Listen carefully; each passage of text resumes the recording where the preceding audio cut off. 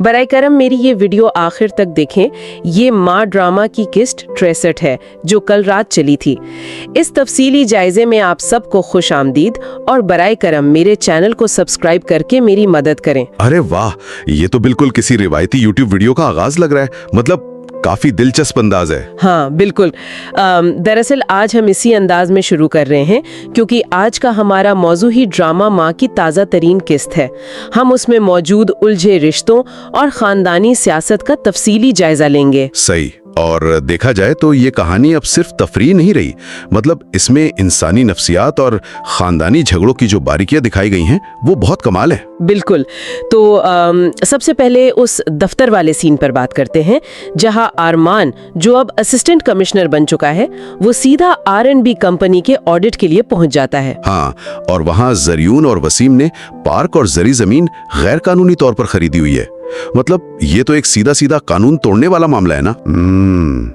लेकिन मुझे यहाँ एक बात बिल्कुल समझ नहीं आई, यानी राहा जो जरियून से इतनी सख्त नफरत करती है, वो अचानक अरमान के सामने डट जाती है। और वो भी तब जब शाहजैन फोन पर उसे खुफिया तौर पर गाइड कर रहा है। मतलब राहा जरियून को बचाने के लिए खुद को क्यों कुर्बान कर रही है? देखें, ये बज़ाहिर वाकई बहुत अजीब लगता है कि आप अपने ही दुश्मन को बचाने के लिए ढाल बन जाएं, लेकिन राहा के जहन में मैकेनिज्म कुछ और ही चल रहा है। अच्छा, तो वो क्या सोच रही है फिर?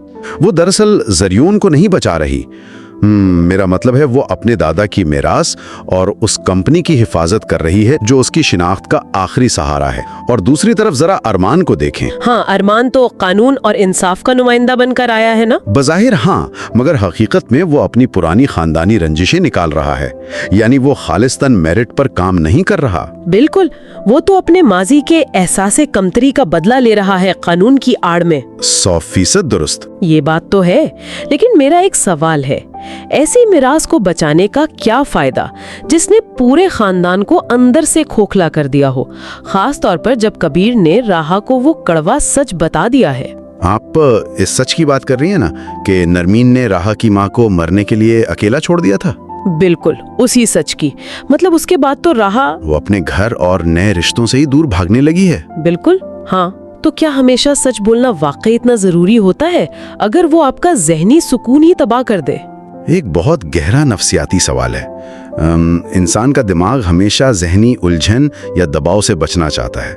जब कोई ऐसा सच सामने आए जो हमारे अकायद तोड़ दे तो दिमाग उसे कबूल नहीं कर पाता।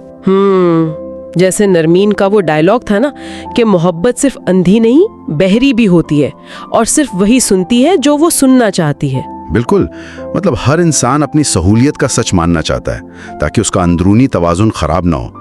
जब राहा के सामने ये खौफनाक हकीकत आई तो उसका सारा दिफाई निजाम ही टूट गया। सही कहा आपने। और दूसरी तरफ बतूल का जरियून से तलाक मांगना और आसिया बेगम का उसे अरमान से शादी करने पर मजबूर करना, ये सब भी तो इसी दबाव और सच के बोझ तले दबने का नतीजा लग रहा है।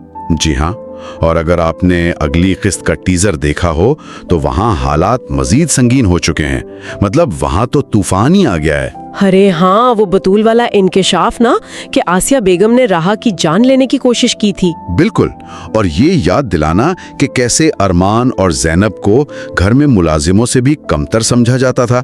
यहाँ से ताकत का खेल पूरी तरह पलट जाता है। यानी बिसात मुकम्मल तौर पर पलट चुकी है। जो लोग पहले मजलूम थे अब वो ताकतवर पोजीशन में आ गए हैं।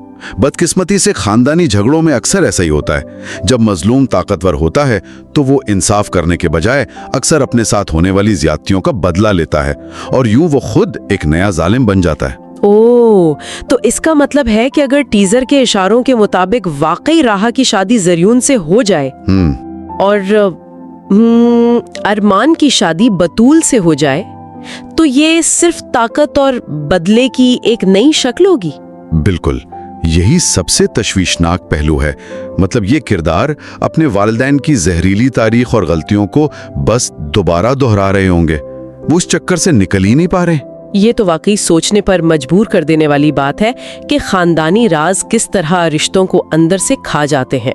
खैर, हम इस गुफ्तगू को यहीं रोकते हैं। जी बिल्कुल। मुझे आपके तबसरों का इंतजार रहेगा। बेल आइकॉन को दबाएं और अगली अपडेट तक खुदा हाफिज।